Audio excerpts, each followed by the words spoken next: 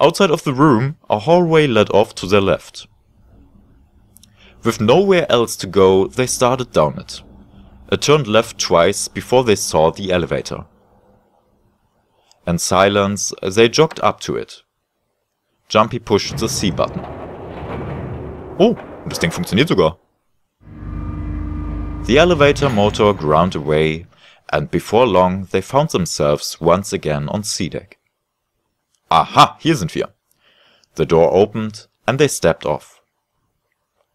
They'd expected to find 4 other people waiting for them. There were none. Where did they go? I have no idea. Lotus shrugged. Something in the pit of Jumpy's stomach stirred. He tried to forget the feeling and took off down the long hallway before him. Seven and Lotus followed at a run. They ran and ran and ran. The hallway seemed endless. Their destination had already been decided. The door behind the central staircase. There was a sun symbol engraved on the keyhole of the door, and Jumpy had the sun key in his pocket. That key would open the door. It had to.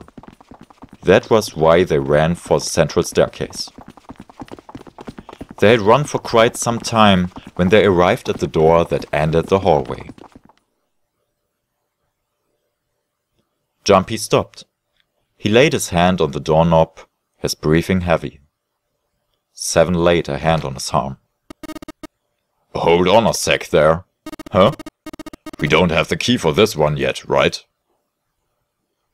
Oh, there's a Jupiter symbol engraved over the keyhole. Seven was right. They had no Jupiter key.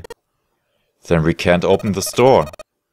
Unfortunately, no, we can't. Jeez.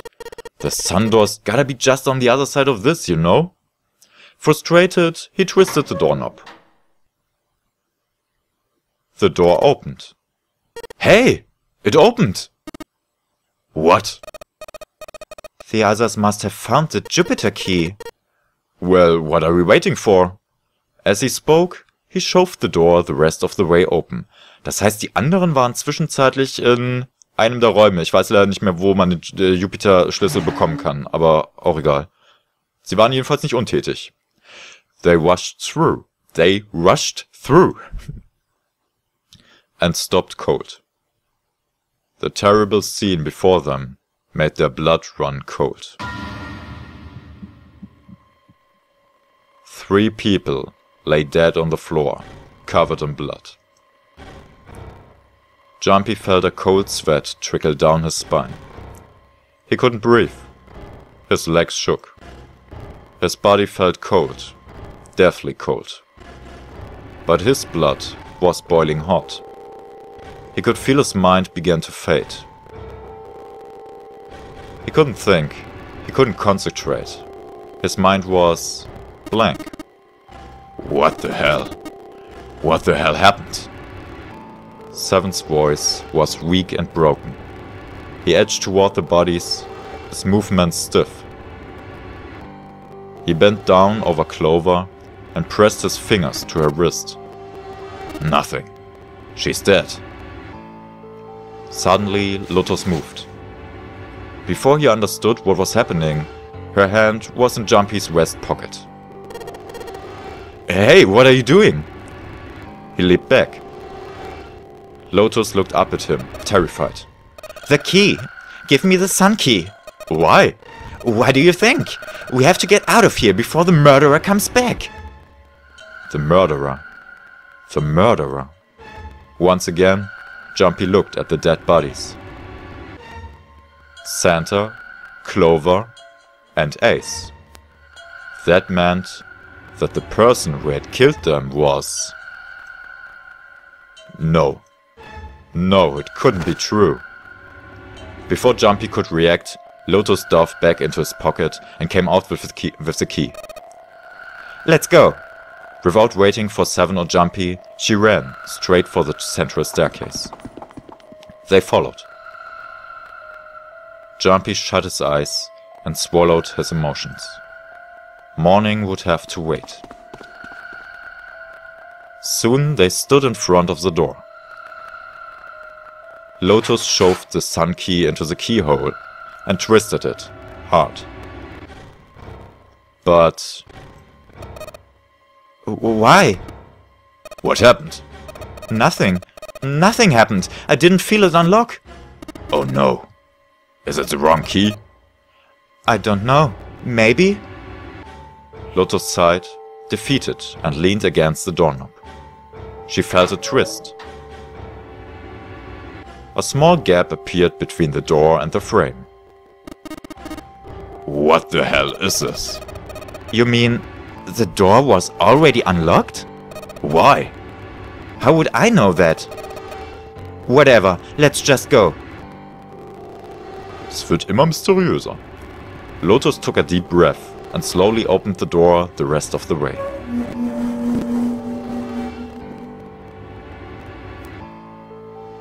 They stepped inside. In front of them was another hallway. It stretched out toward the bow of the ship. They began to run.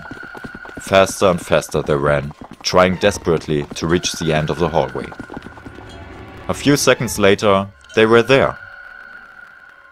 In front of them stood a massive metal door.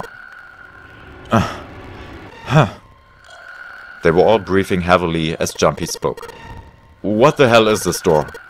I can't see anything that looks like a doorknob or switch or lever or card reader or anything. How the fuck are we supposed to open this? We don't have a choice. We're gonna have to go back. No, I'm not going back there. There's a murderer back there. There was more stark terror in Lotus' voice than authority. She was almost begging. But I don't see any other doors. As he spoke, Seven stepped toward the door in front of them, as if to illustrate that it was the only door. Ein automatischer Türmechanismus. It opened. Nothing surprising. A simple automatic door.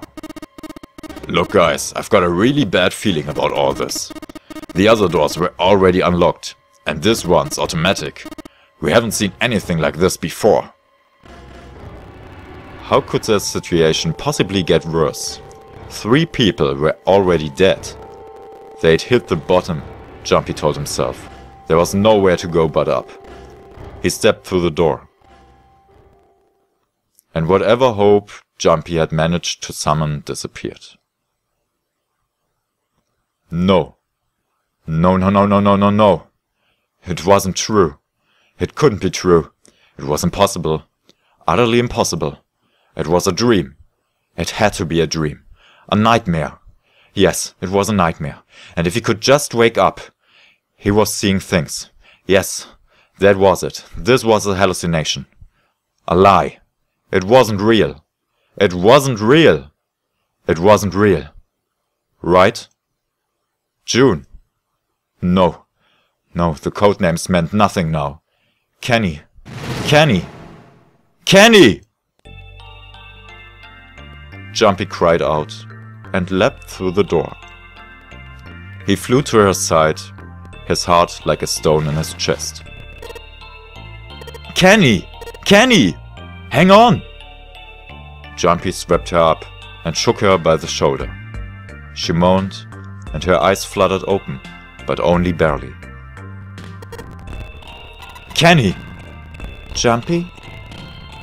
Her face was pale, and her lips were dry and cracked. Her eyes were blank and cloudy. They stared straight at Jumpy, but saw nothing. Jumpy put his hand against the small of her back to hold her up. It felt warm and wet. He lifted his hand up. It was covered in blood. Oh man, Kenny! What the hell happened to you? How did this happen? It was all he could do. Not to break into tears. Jumpy, I'm sorry. Her voice was thin, a minuscule thread that was the only thing keeping her with him. I might not make it. No way am I gonna let you die. I'm gonna save you, I promise. Thank you, Jumpy. Thank you so much. for everything. I was really happy to see you again, Jumpy. Really happy. Don't give me that, I was crap. You're gonna see me again lots more times. You've just gotta hang on. Alright, Kenny? What could he do? He looked up from Kenny, desperate for something. Anything. Then he saw it. A small submarine. A submarine? What on earth was a submarine doing there? No, that didn't matter. Nothing mattered, except saving Kenny. That was the only thing he wanted.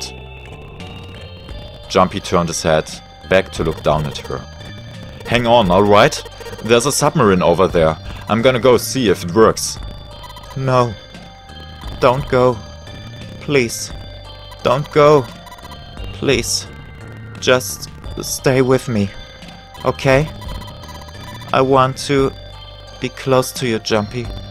When I... Kenny. Jumpy, did you know you meant a lot to me when we were kids? I've liked you for a long time, Jumpy. A really long time.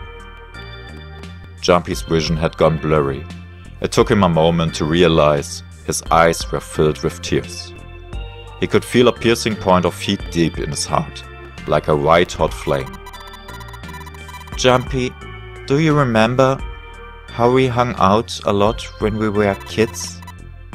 We went to the pool and to the fair. Do you remember playing snowball at the school? They are all memories I'll never forget. All of those moments are treasures to me. But I also wanted to go to a lot of other places with you. A lot more. But that won't happen now.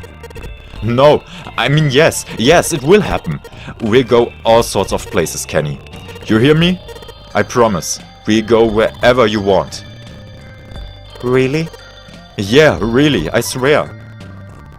That makes me happy. Really happy. She said it to herself, over and over, a weak smile creasing her tired face. Jumpy, I feel sleepy. No, Kenny, don't fall asleep. Thank you, Jumpy. Thank you so much. Her eyes were slowly closing. Jumpy screamed, even as he felt his throat go hoarse. Kenny! Kenny! Kenny!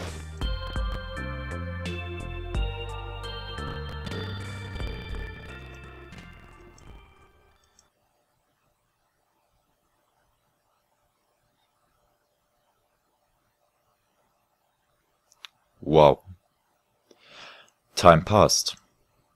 Jumpy wept, curled around Kenny's body. He cried and cried until he had no tears left. When the last tear fell, Jumpy was no more. His body remained, but only as an empty shell. Somewhere he heard a bell ring. It was a clock at the central staircase.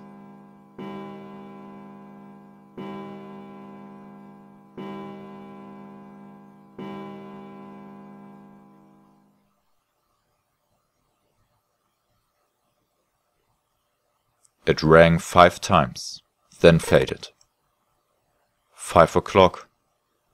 Quietly, gently, softly, he set Kenny down on the floor. Slowly, Jumpy stood. Only then did he realize that Seven and Lotus had not followed him. Where had they gone? Slowly, he looked around the room. There was nothing. No sign that they had ever been there. It felt as though every part of Jumpy's body was made of lead. Slowly, he made his way to the door he'd come through. As he approached it, it opened, sliding apart with a sound like grinding stone.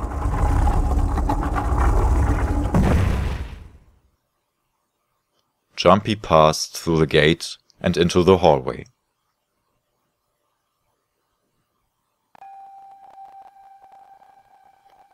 His heart rattled in his chest, an empty, lifeless thing. It had been so utterly broken that there was nothing left to feel. When he saw their bodies, he simply stared. It was a lake, a sea of blood. 2 bodies lay in it. There was no need to check. There was no breath left in them. His eyes lit on Lotus' wrist. Her bracelet. It was gone. He stared. It meant nothing to him. He didn't care anymore. He couldn't care anymore. Jumpy's body felt numb. A part of him knew the lump of lead in his chest had once been a heart. He couldn't quite remember what it had been for. Tears poured from his eyes, in great streams. He wasn't sure why. He gave up trying to make them stop. He turned around. The door opened again, and slowly, numbly, he walked through. He kept walking.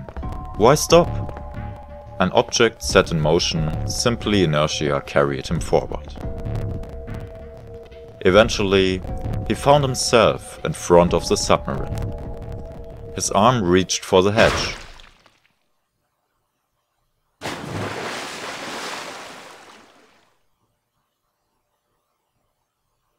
And then he was floating in water.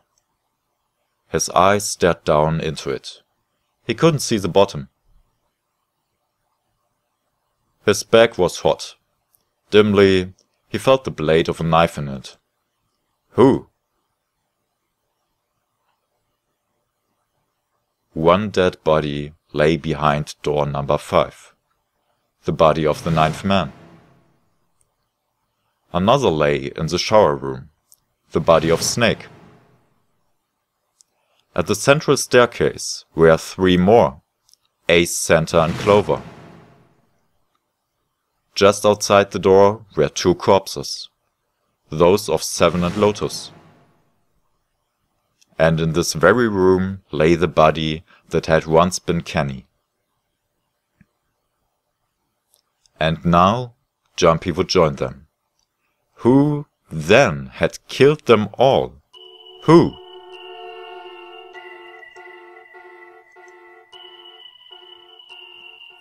Jumpy let out one last breath. Faintly he felt the bubbles creep up the side of his face. His consciousness faded quickly, dissolving away into the cold, gentle lapping of the water. Ja. Game over. Ich bin mir gerade nicht sicher, haben wir beim letzten Mal einen Steph gesehen? Also hier einen Abspann? Ich glaub irgendwie nicht, aber egal. Ja, das war das Submarine Ending, das U-Boot-Ende von 9 Hours, 9 Persons, 9 Doors. Ja, das lässt jetzt eigentlich noch mehr Fragen offen als alles andere, oder? Aber deswegen ist es irgendwie, ja. Ich hatte dieses Ende auch als zweites und ich war irgendwie schockiert, verblüfft, beziehungsweise ich wusste so gar nichts damit anzufangen. Es war irgendwie, jetzt waren sie auf einmal alle tot und dann stand da hinter ein seltsamer Schatten oder so. Wer kann das jetzt gewesen sein? Also, da bleibt ja dann zwangsläufig eigentlich nur noch Zero übrig. Aber macht das auf eine gewisse Art und Weise Sinn? Warum sollte er sie dann plötzlich alle umbringen? Sie waren doch noch mitten im Spiel, oder nicht? Oder doch? Oder keine Ahnung was. Warum macht er dann erst das Spiel? Warum bringt er sie dann nicht gleich um? Was soll das? Es ergibt keinen Sinn. Es ist einfach nur, Mindfuck gewissermaßen. Man weiß absolut nichts damit anzufangen.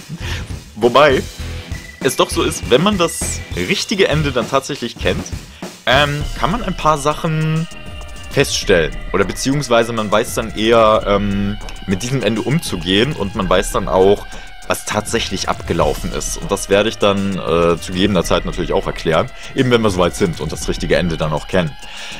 Nichtsdestotrotz ist das jetzt wieder ein richtiger Moment für euch, so ein bisschen zu spekulieren und so. Freue mich da schon auf eure Kommentare. The End. Or is it? Ja, das ist schön. Ja. Ist das wirkliche Ende? Nein. Oder doch? Oder nicht? Oder ja, vielleicht? Hätten wir mit dem U-Boot entkommen können? ist das richtige Ende? Ja, mussten alle sterben oder so. Es wäre so ein richtiges, boah, das wäre ein bitterböses Ende. Aber im Endeffekt, ja gut, es muss ja auch Bad Endings geben bei so einer Visual Novel. Also muss nicht, aber gibt's halt in dem Fall. So, would you like to, to keep the information? Ja. Alle Informationen bitteschön behalten. Wir haben immerhin ein bisschen was rausgefunden über Seven und Lotus. Das war ja, denke ich mal, recht interessant. Kann man schon so sagen. So. Und jetzt wollen wir beim nächsten Mal eben eines der 4 anderen noch offenen Enden erspielen. Und welches das sein wird, das werde ich mir zu gegebener Zeit überlegen oder so. Und ich hoffe dann einfach mal, dass ihr dann ebenso gut unterhalten werdet wie hoffentlich bisher. Ich war der Heringway. Das war 9 Hours, 9 Persons, 9 Doors. Wir haben das zweite Ende erreicht. Ich würde mich wirklich sehr über eure Kommentare freuen, über euer Feedback, wie ihr das Ende generell fandet. Ob ihr es doof fandet, ob ihr es gut fandet, ob ihr es cool fandet, ob ihr es seltsam fandet, ob ihr, keine Ahnung, schreibt mir einfach was. Es würde mich super doll interessieren. Ja, für den Moment soll es aber gewesen sein. Ich sag tschö mit Ö und hoffentlich bis ganz, ganz bald.